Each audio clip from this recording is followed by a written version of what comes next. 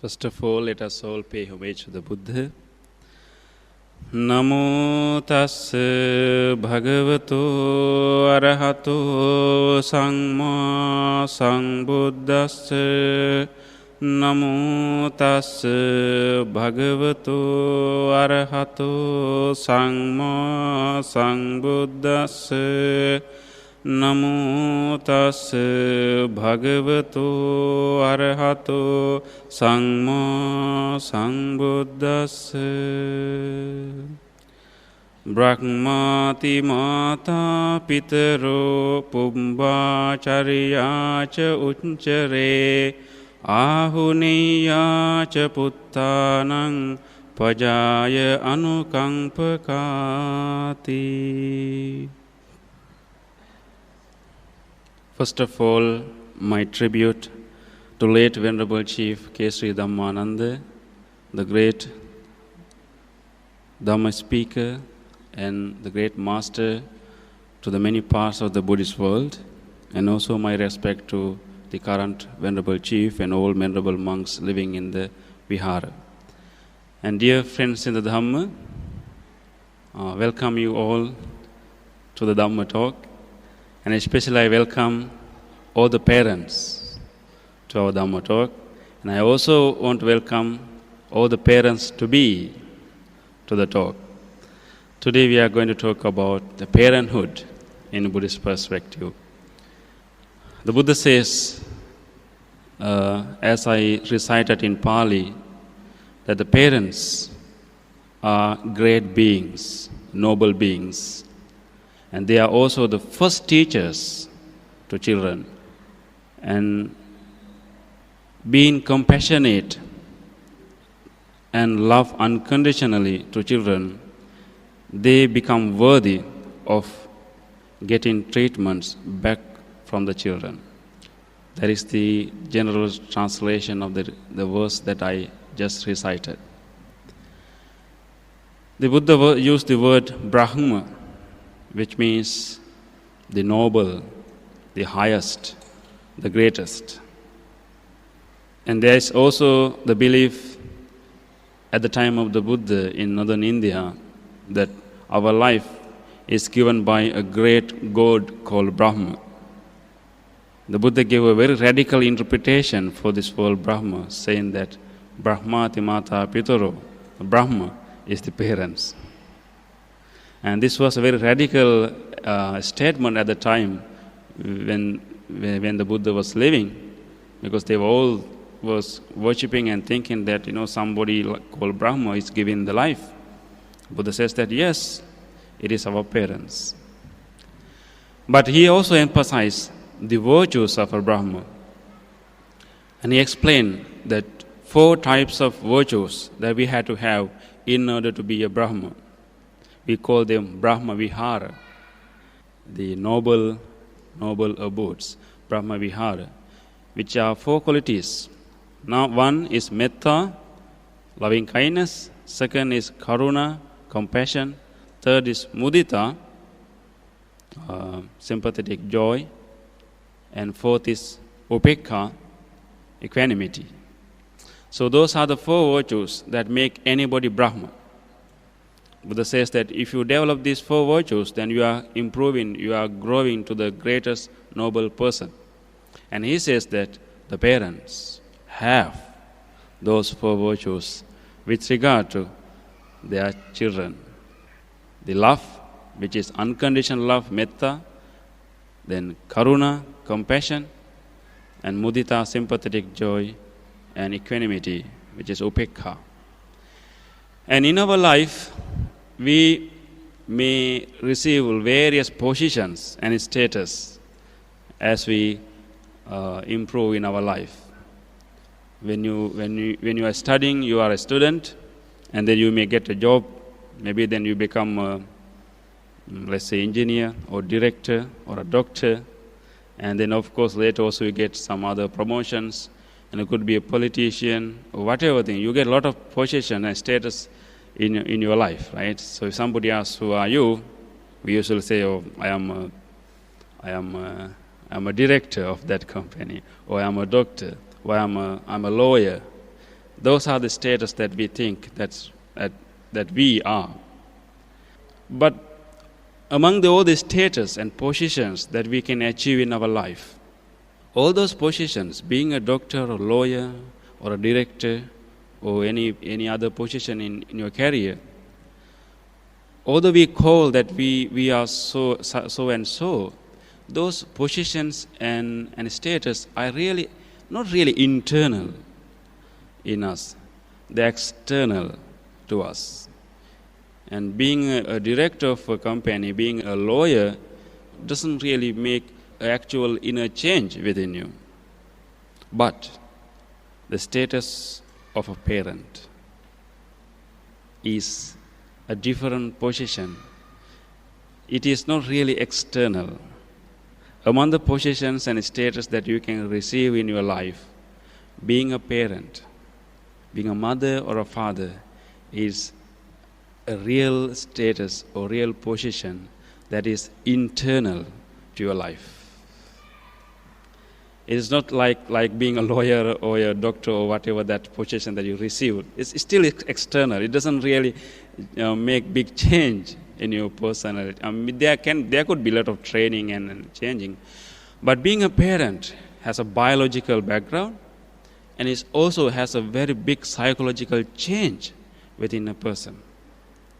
So if you really want to have a position or status, real status in this worldly life, other than being progressive in the enlightenment, in a worldly life, the real position is being a parent or mother or father. That is really internal to your life.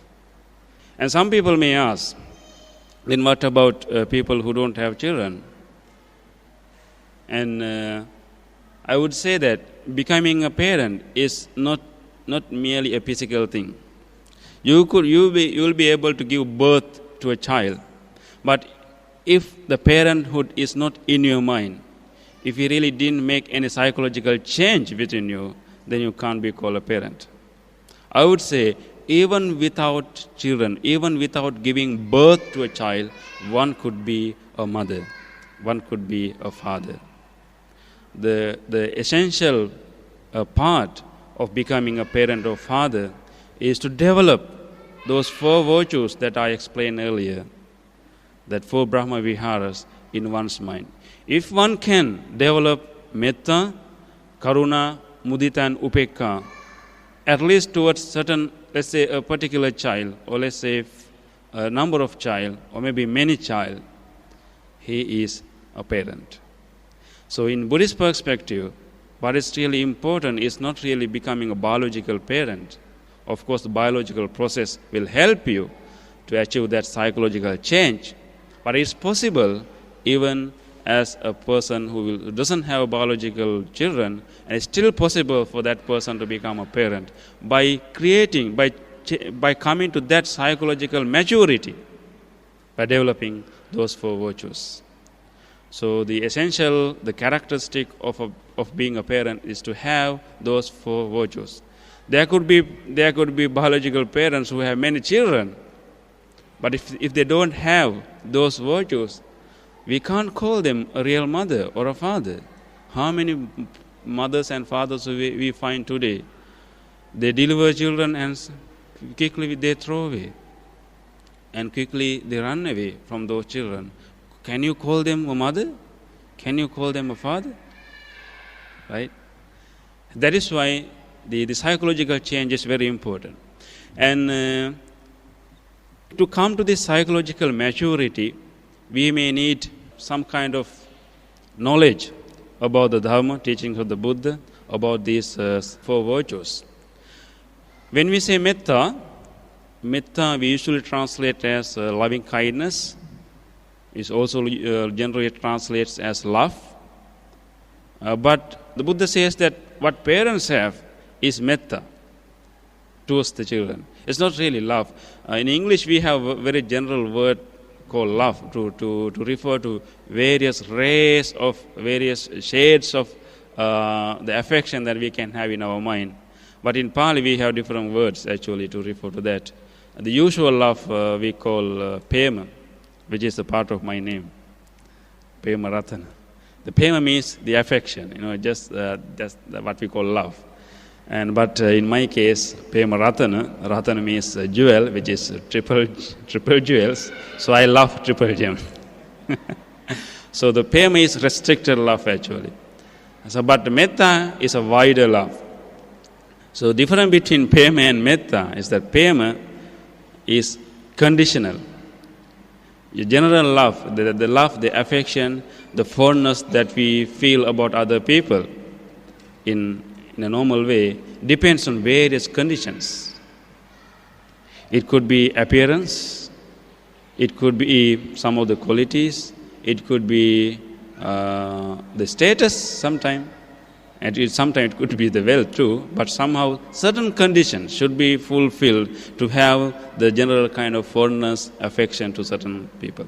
The love we receive from the ordinary people in our life based on various conditions. That is why once you are quite close, when you find that some conditions are missing, then your love deteriorates and you have problems. But the love that you get from the parent is different. It's not Pema, it's Metta, which means unconditional love. The love with no condition. When parent begins to love you, they don't have conditions for you to love. And usually we say that people start to love us from the day that we were born, which is very wrong. They begin to love us even before we were born. From the moment you conceived in the mother's womb, your father and mother begin to love you with no conditions. No matter you are going to be pretty or not, no matter you are going to be clever or not, no matter whether you are going to be a boy or a girl, no matter how you are going to look like, irrespective of all those matters, they already start to love you. So their love is unconditional. They have no conditions to love you. Just being a child is enough for them to love you. Therefore, Buddha called it metta, unconditional love. So as parents, if you are going to be a parent, or if you are still a parent, already a parent, that is the kind of love that we should give to our children. They could be naughty, they could be good, they could be clever, they could be not clever. No matter what happens, you have to have that love at the back of your mind as unconditional love, the love that will never change based on conditions. Then only you can influence and change your kid based on that love. Then we come to compassion. Compassion means the karuna. Compassion means the ability to feel the suffering of the other people. That is the karuna, compassion. Sometimes people don't have clear understanding about these different virtues. Compassion or the karuna, the Pali word karuna means ability to feel the suffering of other beings. And as parent, you should be able to feel the suffering of the children. When they feel upset, you should be able to sense it even before they tell you. That is to be a great parent. Be able to sense the suffering, being upset about, whatever change happening in the child's mind. If you are a good parent, you can sense it, you can feel it. And then mudita means sympathetic joy, which is to be able to share the happiness of others. There's a difference between karuna and mudita, or compassion and sympathetic joy. In compassion, you can feel the suffering of others and have a feeling to relieve that suffering. In mudita or sympathetic joy, you can feel the happiness of others, you can share the happiness of others, and you can enjoy that. You can wish more happiness in others. Sometimes people can easily have compassion. When people are suffering, we can easily feel, oh, sorry for them.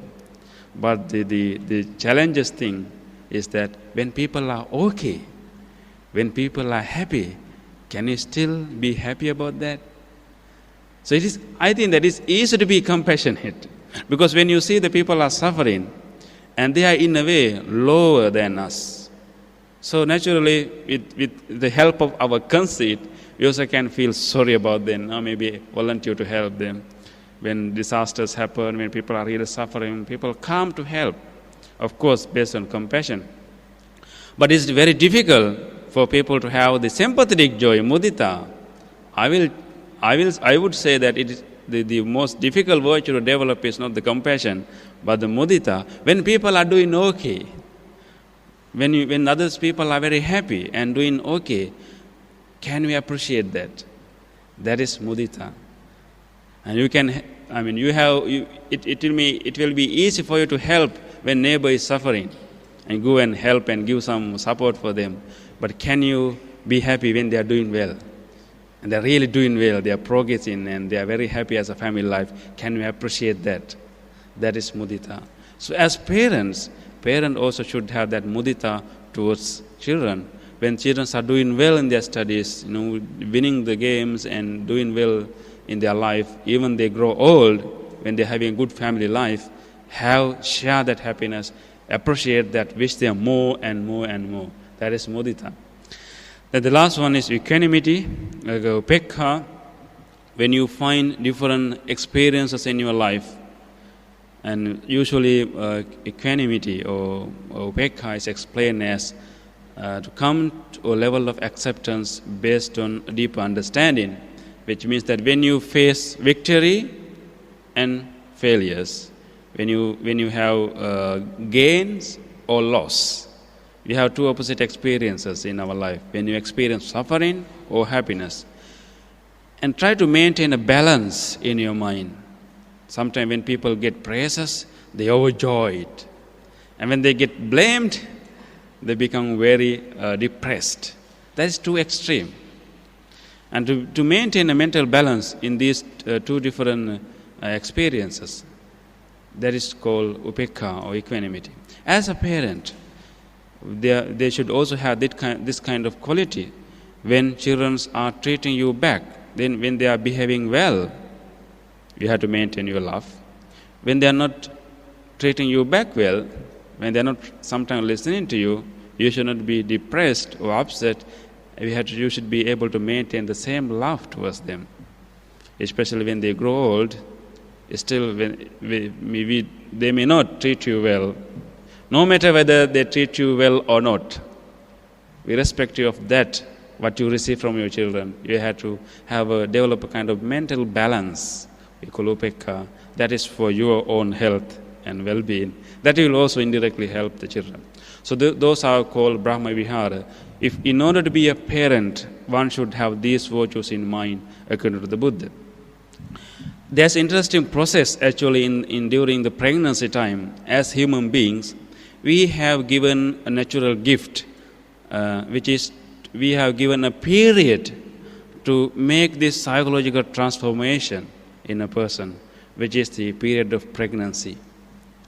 And this chance is given for a biological parent. If you are not a biological parent, then you have to spend particular training period to make this psychological transformation. But for a natural parent, they have a natural gift, which is a period for you to come to that psychological maturity, which is the period of pregnancy. And there's an interesting sutra in the discourse of the Buddha called Indika Sutta, which explains the development of a fetus and how this development happened and how we can use that time to develop our psychological qualities to transform ourselves to be a parent even in our mind. And I will explain in brief how this development of the fetus is explained by the Buddha in the Indika Sutra. I don't know whether this will go along with the modern medical findings, but I will just explain what the Buddha has said. He says that Patamang kalalo hoti abbuddha janeti pesi nibbattati gano pasaka jayanti kesaloma naka picha. That's the short verse given by the Buddha. He says that Patamang kalalo hoti. First, there is what the Buddha called kalala. I don't know how to directly translate to English. He explains, in the commentaries, he explains the status of a color is just like a dot, like a sesame seed. That is the nature of the color, a kind of dot, very tiny dot. So it's called color. That is the first beginning of the life, a dot, like a sesame seed in the mother's womb. And this status will stay for 7 days and then grow to the next stage. He called Kalalo Hoti Abuddha, the next stage called Abuddha stage. The colorless state will stay for 7 days and then it will reach the next stage called Abuddha, which is explained as the light red liquid. It could be kind of blood, light red liquid. So that sesame seed-like dot will develop into a kind of liquid called light red liquid. That is the Abuddha stage. And this will stay for 7 days, and that will develop to another stage called Abuddha Jayati Pesi, state called Pesi. And Pesi stage is described as a thick, sticky liquid. That the earlier the light red liquid, and that will transform to a thick, sticky liquid, forming a kind of thickness in that blood. That is called Pesi. And then Pesi Nibbatati Ghano, next stage is Ghana. Ghano explains as round mass of flesh. It is in this stage actually we find the flesh, the round mass of flesh. The colorless stage is for 7 days. The Abuddha stage, which is light red liquid, stayed for 7 more days. And then the next stage called Pesi will also stay for 7 days and then give rise to what we call Ghana, which is a round mass of flesh. That state will last for 5 weeks. 5 weeks, the round mass of flesh. And then in that Ghana stage will develop to what we call Pasaka stage. In that stage, the features begin to appear in this flesh in this mass of flesh. Different features of hands, heads, eyes, nose, and all other features. And it explains that this appearance of this feature happens according to the karmic energy of the consciousness that is influencing this mass of flesh. Because in the Buddhist description, for a conception to happen, there should be 3 conditions. One is, mother should be in a proper period. This is explains in one of the sutta in the Majjhima Nikaya called Tanha Sankhya Sutta, and explains the 3 conditions. First condition is that mother should be in a proper period, and second condition is that there should be unification of a mother and father, and third condition is that there should be a consciousness approached to be established in this fetus. So these are the 3 conditions there should be to have a conception. So in this stage of Pasaka, the development of the features of the fetus happens accordance with the karmic energy of the consciousness that have approached and established in this mass of flesh. So if that consciousness, the karmic energy of the consciousness has the ability to give the healthy organs, our organs will develop healthily, even the inner organs and outer organs. If the karmic energy of that consciousness having a kind of bad karmic energy to give rise to deformity in your body, that the fetus will develop according to that karmic energy. There could be development happening even in the inner organs according to that karmic energy. So the karma plays an important part in the development of the fetus, especially the development of the features of the fetus according to this sutta. And our inner organs, our outer organs will develop in accordance with that karmic energy that of the consciousness that has been established in that. Of course, you will have, apart from your parents, your color of your skin and the height and the other features, but the healthy development of the features or unhealthy development of the organs will happen depending on the karmic energy. So that is the last stage, pasaka.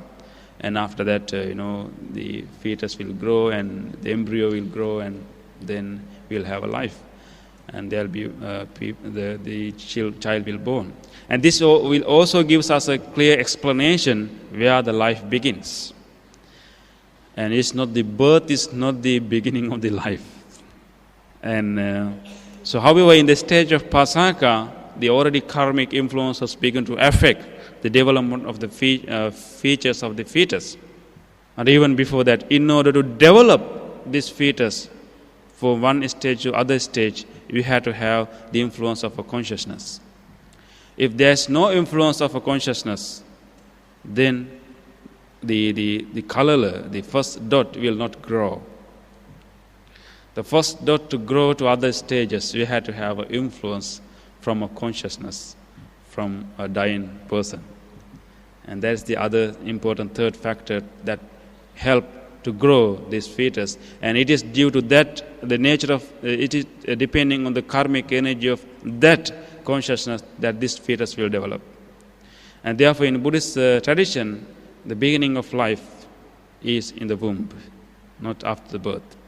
And this really practically used in Buddhist tradition. For example, in order for a monk to higher ordain, once we train our novice training, in order to be a higher ordain, we should be about 20 years old in age-wise. We should be able to be above the 20 years old. In Sri Lanka, the higher ordination ceremony happens only once a year, and some traditions organize only twice a year. And when come to a point that some novice monk, fulfill his other training, and he is only 19 years old and few months, his lack of few months to become high ordained at this year, we can take up to 9 months from the mother's womb to count the age. If you are lack of, let's say, 5 months, we still can be high ordained because you can take 5 months from the mother's womb. You can take up to 9 months from the mother's womb in the high ordination ceremony, in high ordination tradition.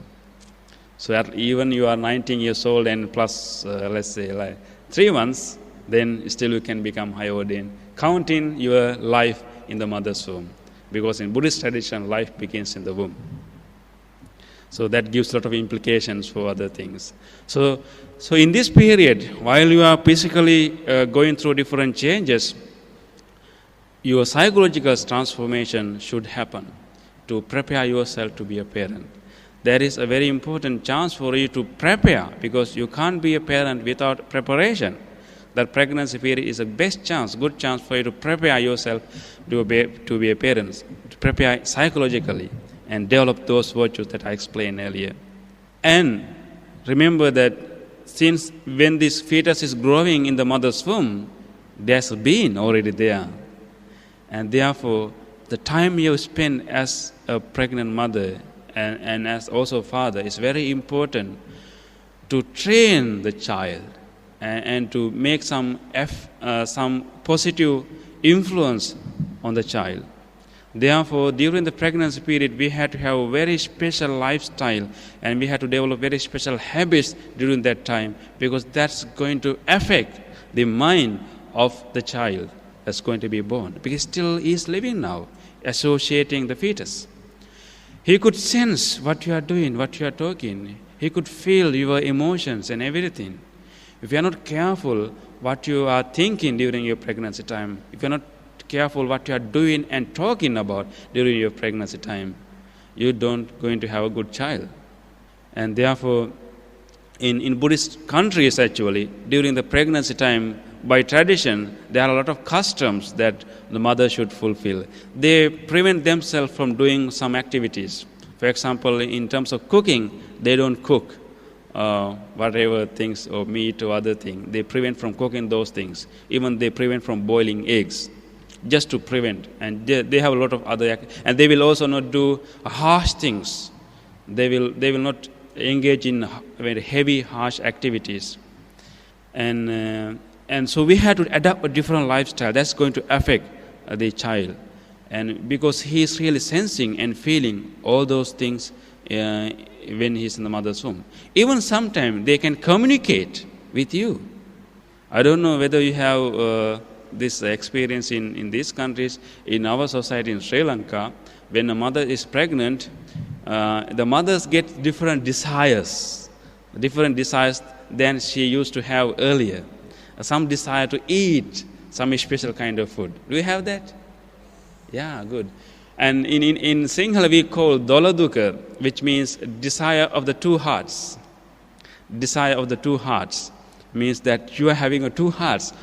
You have your heart and you have your child hearts. Sometimes some desires are yours and sometimes some desires are not yours. It's from the other heart. So we call the desire of the two heart, the second heart. And sometimes you have a certain desire to eat certain food. Earlier you never had that kind of desire. So that is the way that the child is communicating with you through your mind.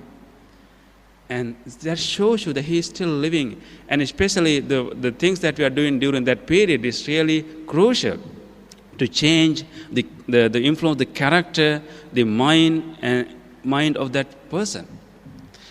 And let's say if you have a kind of argument or quarrel among the father and mother during that time. Let's say one mother is mistreated by the father during the pregnancy period. When child is born, when he's growing up, he don't remember really what happened during the pregnancy time, but he already created an attitude towards the father. Sometimes some children has a kind of attitude, some bad attitude towards their fathers or maybe towards their mother. They don't know why they have it in their mind. They can't explain why they have that. Because those attitude could be positive attitude, could be a negative attitude. They are already been developed while they are in the mother's womb. So in order to create a close relationship with your child, you should start from the period of your pregnancy. And especially fathers have to be very careful in interacting with the mothers. And if you have a kind of very careless lifestyle during a pregnancy, that's going to affect your child. You can expect a calm, composed child if you didn't have that calm, composed pregnancy period. If you always engage in quarrels and arguments and fightings while you are pregnant, and child will learn all those things. And he will also be aggressive in his behavior and start to express what he has learned in the mother's womb. It's very difficult to get rid of those habits when he's a child. And he can't explain why he's feeling such feelings. It's already ingrained in his mind. One time when I was giving a talk in a senior citizen home in USA, somebody asked me a question. In your Buddhist tradition, at what age you start to teach children? In what age you start to teach Buddhism to children? He actually asked in what stage you start to teach meditation for children. I told him that we start when we are in the womb. He was surprised. And he really wanted to ask what is the age limit, that we start to teach meditation and Buddhism to children. I told him that we start when we are in the mother's womb. And he's surprised how you can do that. I explained him that the big influence that we can make to our children is when they are in the womb. Whatever good activities that we do, the good thoughts that you develop, really going to influence the mind of the child. So we start our teaching when we are in the womb. I told that is the best time, the good time to teach good things to children. And if you develop loving kindness feelings every day, that will really change the mind of the child. When pregnant mothers come to us, and we usually teach them to do loving kindness meditation, and sometimes we give them loving kindness CDs to play and practice, and try to listen to those CDs as much as possible, and that will generate loving kindness thoughts in them, and that will in return affect the mind of the child. And so therefore we really have to be careful how we are going to spend during our pregnancy period, especially to careful about what you think, which is directly influencing the child, and careful about what you do and what you speak. And that is the time that you train your child. If we can have a good pregnancy period with all good positive environment, having good thoughts, and nothing to train you. There'll be not much thing for you to do when the child is born, because already you prepare the mind of the child. So that is why in Buddhist countries there are a lot of customs and practices that pregnant mothers should do. Even they come for blessings for the monks in particular months of their pregnancy. And so whole pregnancy period should be a period of training for the child. And so when you see this physiological development happens in the fetus, and he's also get a lot of influence from the mother and the father. Especially even the activities of the father is also going to influence. And that is why we have to be very responsible as the society. Whenever you meet a pregnant mother, don't take her as an ordinary person, and just take as two lives, and treat her well, because that's going to affect not only her, that's also going to affect the child in the womb. And if you are living in a family that we have a pregnant woman, and if you happen to meet pregnant women, have that compassion and support them to give birth a good child, good citizen to the world. And you have also a responsibility not to create negative environment for pregnant women. And if you are a husband, you have a great responsibility. And if you are a sister or a brother or a grandparents in a family, we have a great responsibility to support this mother to give birth to a good child. As a society, we also quite responsible about our children, because we influence them. So the pregnancy period is very important. Then I will move into the other things that how the Buddha has taught to raise children. And there's important teachings found in the Singalavada Sutta, in the Digha Nikaya, where Buddha explained how we should raise children. And today, although we ourselves Buddhists, if I ask, do you know how the Buddha asked you to raise your children? Many people don't know. And how they raise their children? Maybe they read magazines, and maybe they just learn from their grandparents, maybe just learn from the friends. And that is how they raise children. But they call themselves Buddhist. If you don't know or follow the advices from the Buddha how to raise children, and you can't call yourself a Buddhist parent. And there are teachings of the Buddha. We just don't read, don't study, don't really learn about those things. But there are sets of teaching of the Buddha clearly explains how we can raise a child. In the Singalavada Sutta, Buddha explains 5 duties of parents towards children. If I ask a question, among the various duties that you should fulfill towards your children, what do you consider as the foremost duty? Just give a thought for a while. Among the various duties that you have to fulfill towards your children, what do you consider as the foremost duty? Number 1. What do you think? Yes, education. Yeah, this is the common conception, education. This is the usual answer that I get from no matter when I ask in Sri Lanka, no matter when I ask in USA, and even today in Malaysia. Education. We think that our foremost duty towards children is education. Of course, giving education is one of the important duty, but in the Buddha's way of raising children, it is not the first and foremost. Number 1, he says that refraining children from the bad deeds is the foremost, number 1. Number 2 is establishing them in the wholesomeness. That is 1 and 2. We say that papa nivaranti, teaching them what things are bad, and kalyane nivesanti, teaching them that what is good things, and explain them what is good and bad, and establish them in the goodness. That is the foremost duty of a parent. This education comes, according to the Buddha's way, as a 3rd duty of a parent. So our foremost duty when we are raising our children is to teach them what things are good, what things are bad. Because in their understanding, they are still learning. They want to have a concept about good and bad. It is our duty to teach them. When they do certain things, explain them with kindness. These things are bad. This is going to be unbeneficial for yourself and others. And explain those things. And teach them the goodness. Teach them what things are good and why they are good. And explain them and establish them in that goodnesses. We can use various practices to do that, to teach them goodness and bad things. And I remember that one time one very virtuous teacher told me that he remembered how his mother taught him goodness one day. And he told me that they got cows at their home. Every day they milk the cow and collect the milk. And his mother every day prepare a bottle of milk and ask this youngest son of the family and give this bottle to him. Ask him to deliver that bottle to the poorest family in the village every day.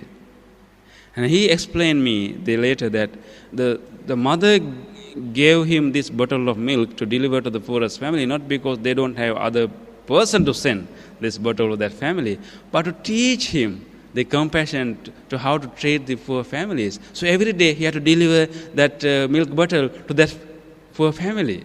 So he could experience how that poor family received joy and happiness with that thing. So that wise mother used this simple activity to teach compassion to this child. And now, actually, because of those training, he is now really a good human being, actually serving a lot of people in Sri Lanka.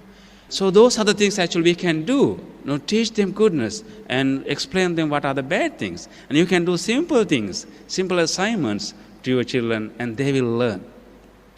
So as a parent, first and foremost duty is to teach them what is good and bad and establish them in the goodness. And then, of course, third one is to provide them a proper education. And that is, I think we are doing well. But also we have to understand what is the proper education and educate them in the worldly sciences that we need to help them to develop certain skills that they can make their living. At the same time, in the education, there's also part of education of the values and virtues and morals. And so try to give them a balanced education and prepare them to be a good human being, not only a partially developed human being. According to the modern way of raising our children will be very intelligent, very smart, but don't have any virtues and value. They're very smart, but they lack the virtues. They lack the morality. They lack that emotional balance in their minds. So they become partial beings. They're very intelligent, but they don't know how to make their life happy and meaningful and profitable for other people. That is why today we got very intelligent computer scientists and engineers who can create very dangerous virus.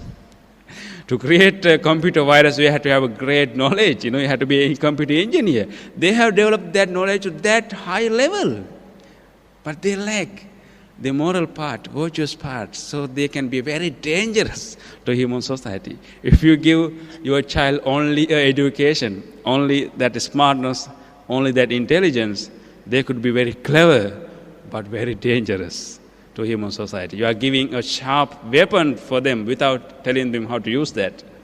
So that's the kind of mistake that we are doing. So even giving education, we have to be very careful and give them a balanced education. Then the next one is, these three duties are to be performed when children are very small. When really they are real children, establishing them in the goodness and explaining them the bad things, and then providing them a good education. And especially we have to remember that if you really want to teach something to your children, do it in an early stage. The mistake that we do in our life is that we don't really teach things in the early stage. We begin to teach children when they become teenagers. When they begin to misbehave in their 15, 16, 17, then we start to teach. You are too late. They will not listen to you. And the best impact you can make towards your children is when they are still very young. And try to spend time with them and teach them everything. I remember one of the great artists in Sri Lanka explaining that how he get the inspiration to do art is due to their parents. He told me that he remember when he was a small kid, his father brought him to the trees and nature and let him touch the leaves and flowers of the trees when he is still a small kid. And I still remember that experience that father let him to do and bring him to the trees and to the nature and let him touch those leaves of the trees and other things. And that developed him inspiration to do art and become a great artist. Those are the things that you can do to your children. Introduce them good things as much as possible and let them appreciate the nature and be more close to the nature and teach them other goodnesses. And you can create your child when they're still small. And there's a saying, there's a belief in modern psychology that the experience that a child gets in his first 5 years already create a foundation how he's going to be in his adult age. In child psychology, even in modern psychology, first 5 years of a child is considered is already, you have already laid a foundation what person is going to be in the future. So that is why we have to be more careful. And this is the first 3 duties. The other 2 duties that is to be fulfilled when they are really old. The 4th duty is to encourage them to find suitable spouses. Yes, according to the Buddha's advice, you have also a responsibility and duty to encourage them to find a suitable spouses. Even choosing their spouses, you have a role. Modern days people think that you don't have a role. But you have a role. If you are really compassionate towards them, you have a role and duty to help them, encourage them. Because you are already living a family life. You have 20, 15, 20, 30 years of experience living as a family life. Why you don't share that experience? Right? And you should share that experiences and give them wisdom before they choose. Before they choose, not after they choose. Before they choose, give them your wisdom, give them your experience, how you choose your husband and wife, and what are the good things what are the good choices you made, what are the mistakes that you did in choosing. And you explain everything and share your experience. Don't let your child to repeat the same mistake that you have done if you have done. And help children to do the good choices that you have made already. And share that experience with children before they make their choices. So even you have a role to help them to choose a proper spouses, according to the Buddha. And the last one is give them your inheritance. Share your inheritance with them, whatever you have earned, and help them to develop their own life. So give that inheritance with no worries, with no anything expecting in return. That is the last duty. So these are the 5 duties that Buddha asks for parents to fulfill towards their children. And I will again explain that, emphasize the fact that parents are the first teachers to children. First teacher, you are the first teachers. Remember that when your children are growing, how many questions they ask from you, right? Especially when they are in the age of 3, 4, 5, 6. They have a lot of questions to ask from you. Mommy, why that thing happened? Why? There are a lot of whys, why? And they learn from you. And so you have to be very careful when you answer those questions. Of course, some questions are very difficult. You don't know how to explain. I remember that I asked from my mother, why those clouds are flowing. She don't know how to explain me. I don't know what the answer that she gave me. But I was asking a lot of questions from my mother. And your kid will also ask a lot of questions. But whenever you get opportunity, please teach them all the goodness, and you got a lot of opportunity to teach those children. And we learn how to treat our friends. We learn how to treat our relatives from our parents. And also, they learn a lot of things not from your words, but from your example. How you eat in front of a friend, and how you treat your guest in front of your child is very, very important. How you make your own daily routines, how you eat, how you treat others, all are going to influence your child. And usually, if there's a boy, he tried to imitate the father. The way father worked, the way father put his clothes, everything, he tried to just imitate. Just take a little kid, a little boy, even at the age of 5. He really tried to imitate his father. If there's a girl, she tried to imitate her mother. The way that she combed her hair and everything, she tried to imitate. So you become an example of your child. So you have to be careful. That is why Buddha told that parents are the first teachers, and so you are a teacher. And then I will explain what are the kind of mistakes that we do as parents. One thing is that we think that we own the children. The lot of troubles and difficulties, happen in the child-parent relationship because we think that we own the children. The children are mine, and they are mine. They are my children. Of course, they are your children, but it's not really. We should not develop kind of ownership and think that they are like kind of assets. Like, and you have your wealth, your house, your car, and you can do whatever thing you want to do. But your parents are individual; they are human beings. So you have to have different ownership towards your children than to your property and wealth. So parents can't do this difference, and they can't distinguish between these two types of ownership.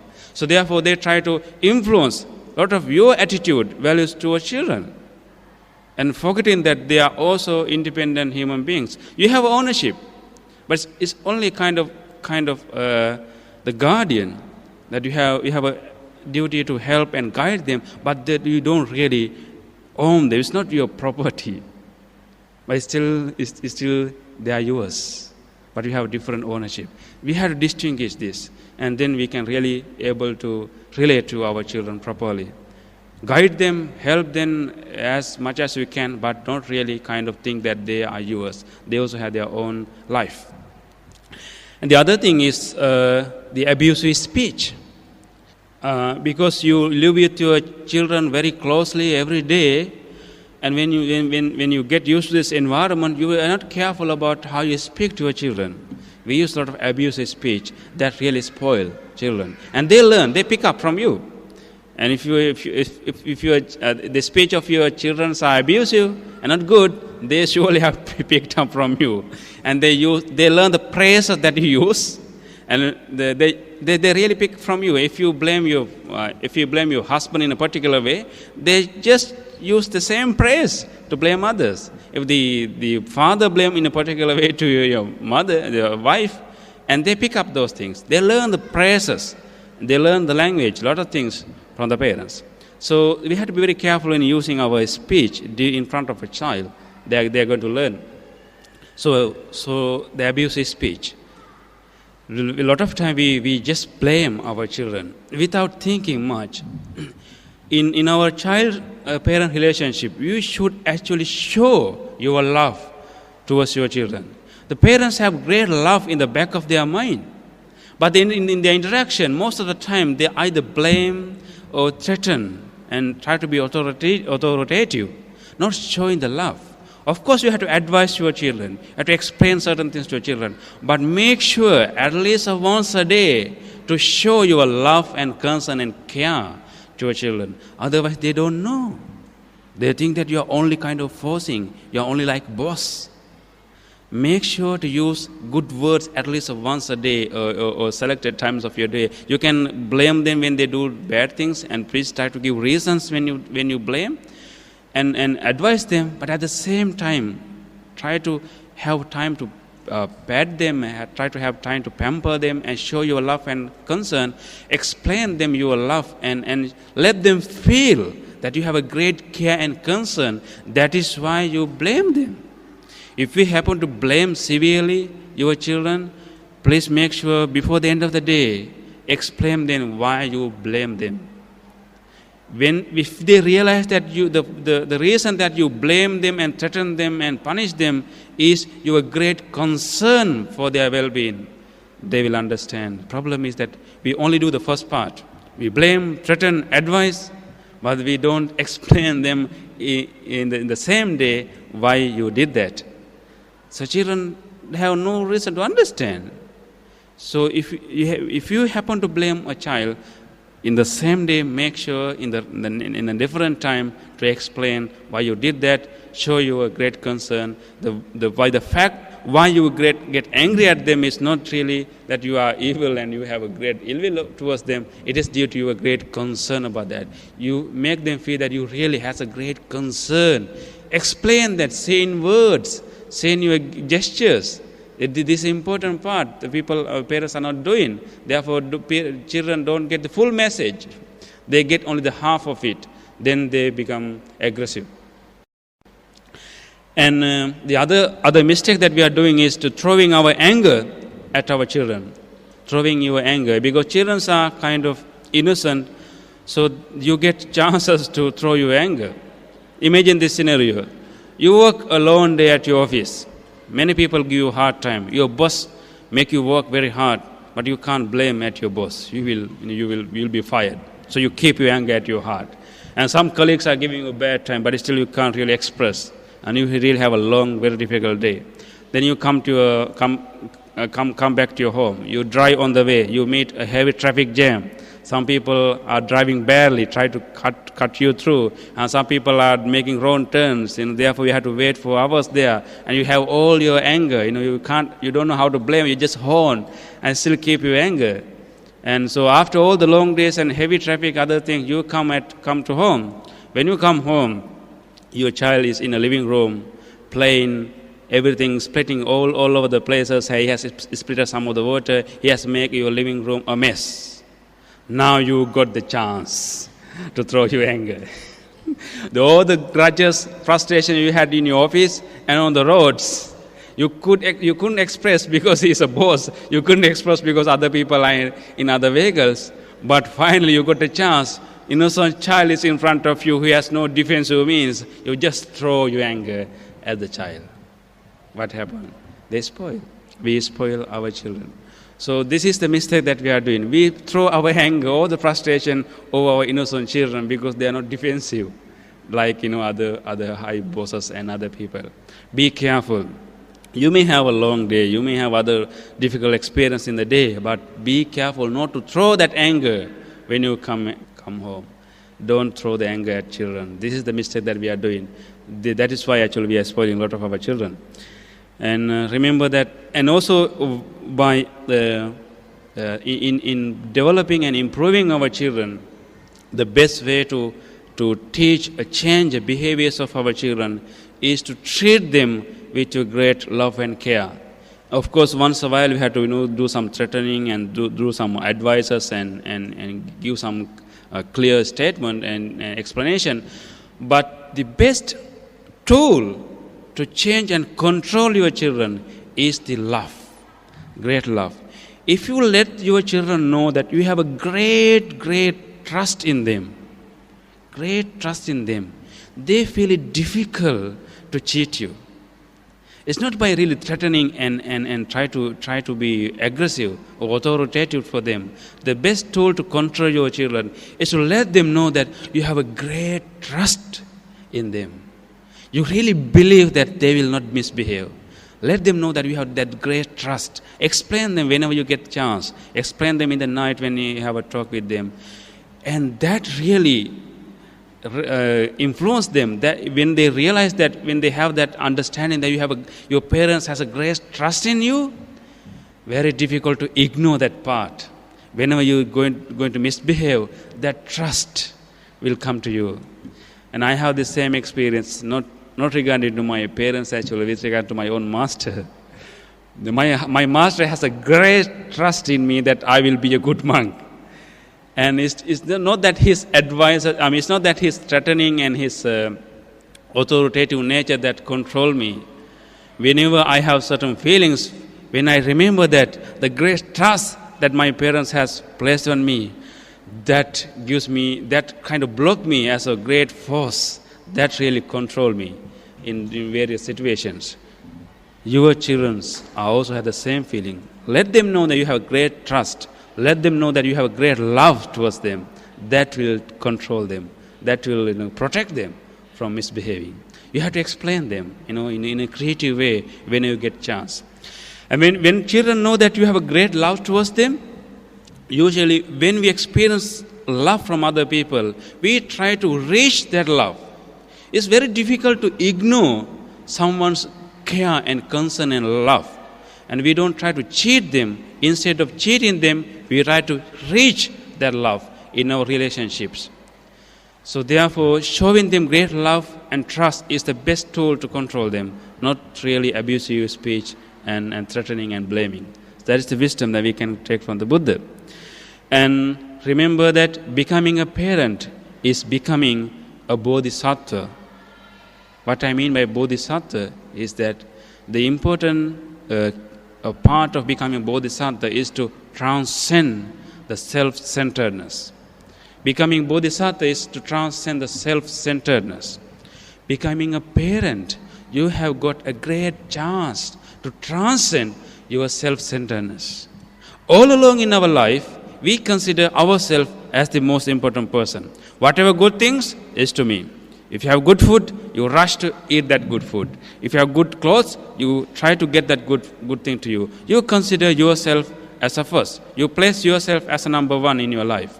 If somebody come to shoot me, although no matter what good friend I have in me here, I will try to hide towards him. And in that instant, I place myself to the front. No matter he is a good friend of me, somebody come and try to shoot me, I will hide and use him as a shield. So that is usual nature in our life. But when you become a parent, when you become a father or mother, you transcend that self-centeredness. Whenever you find good food, you try to feed your child, not you. When you find a good thing, you try to bring it to your child, not you. For the first time in your life, you have transcended that self-centeredness. The best thing, good thing is not for you, but for your children, for your child, for your son or daughter. That's a spiritual transformation happening. These days I'm traveling by airplanes a lot of times. So whenever I fly the airplane, before we fly, the flight attendants give instructions.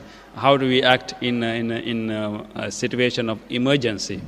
So among the explanation, there's one guidance how they explain how to use oxygen mask. Remember, they explain in event of emergency, in the low air pressure, there will be oxygen mask coming down. And how you have to help yourself. In the advices, no matter wherever I travel, that advisor, the flight attendants make sure to tell, if you are traveling with your kid, please help yourself first and then the kid. Why they had to say that? Why they had to say that? I mean, they make sure to tell that. They make sure to tell that help yourself first, not the kid, because it's not going to be practical. Help yourself first and then help the kid. Because if you are a parent, you help your child first. That is the proof that we have transcended this self-centeredness. Whenever in act of emergency, you try to protect your child first. You even can risk your life to protect your son or a daughter. That is a spiritual transformation. So in that case, because it's not going to be practical in the flight, if you don't help yourself first, you will not even able to help the child. Therefore, they have to make sure to tell you, please help yourself first and then help the kid. Because if you are a parent, you already transcend that self-centeredness. Therefore, becoming a parent is a great opportunity. It's a spiritual transformation. You can use that spiritual transformation to develop more and more and more. Because naturally, you have transcended your self-centeredness towards your children. But we have restricted field because only towards your children. Maybe you can expand that not only to your children, maybe towards other children too, maybe towards other human beings too, maybe towards all other beings too.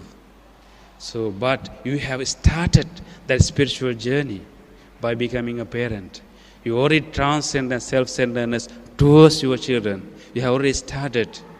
You should be able to develop that, improve that, to have the same kind of love, compassion, the selfless love, even gradually develop towards other children, to other human beings, to other living beings, then we will become enlightened. So becoming a parent is becoming a bodhisattva. You already started a spiritual journey. You can improve that and finally attain the enlightenment too. So becoming a parent is a great thing in our life. I mean, not necessarily in biologically, but also psychologically. So I wish you all to be a good parents. If parents are to be, you got a good chance. You can start with wisdom. You can start with understanding. Wish you all to be a good parents and to be good bodhisattvas in practicing the good parenthood in Buddhist way. Thank you very much.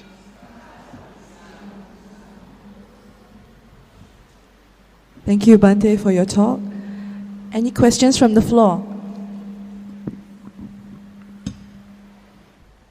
Bhante, there is a practice, I don't know whether it's a Buddhist practice or a Sri Lankan practice, and also what are the appropriate occasions where the children pay the respects to the parents at the feet of parents. In the Singalavada Sutta, the same sutta the Buddha explained the 5 duties of a parent, he also explained the reciprocal 5 duties of a children towards parents. So in there, he explained how we should treat back towards parents. Of course, Buddha has says that the parents are the great being, and even he says that he said, I mean, since they have transcended the self-centeredness, so they are worthy of respect. So, however, especially in Sri Lanka, we really worship the parents. We really kneel down and put our palms at the feet of our parents and pay respect. And that is because we understood from the Buddhist values that, from the Buddhist wisdom, that they have transcended the self-centeredness and they are having those 4 virtues to become great beings. So therefore, they really are good beings. So there's no place in the Buddha's saying that we should really kind of pay respect in that way, but there's surely implications that we should respect parents. So maybe based on that implications and in Buddhist culture in Sri Lanka, we develop the custom every morning when they go to school, before they go to school, they pay respect. And even the school asks, who are the people who come today after paying respect to the parents? They have to say, okay, I pay respect. And so every morning when they go, they pay respect, and even when they go for work and they try to pay respect. So I think because they have make a great sacrifice for you, I think they are worthy of respect. By even worshipping a parent, you also can overcome a lot of your conceit also. So it's kind of beneficial for both parties. And parents also will get impression on how important they are and how virtuous they should be. So it's a Sri Lankan custom, but based on Buddhist values. Any other questions? Good morning, Bhante. Just now you touched on the topics of this. When you come to adulthood, you choose a partner. Sometimes it doesn't come along. For example, it may be due to this karmic link somewhere around, so you cannot choose the right partner. So there's English proverb says, the birds of the same feather, they flock together. And then you look around, sometimes you find that, you try to choose, and your parents have to recommend you, you find, oh, it's not my cup of tea, something like this. Can you explain that? Thank you. Of course, choosing a partner, there's a karmic influence too. But I would say that it's not really destined to be one single particular partner. And we could have karmic connections to few, at least few or many. Because in the samsaric life, we have been living together not only with one person, but with many persons. So there could be, even with the karmic influences, there could be few potential partners. So parents' role should be guide them to at least to find the best potential partners. And I mean, you could feel affinity with few number of people, and give them wisdom. When you are choosing a partner, these are the things that you should look for, and give them their wisdom. At least among the potential partners, they will be able to choose the best.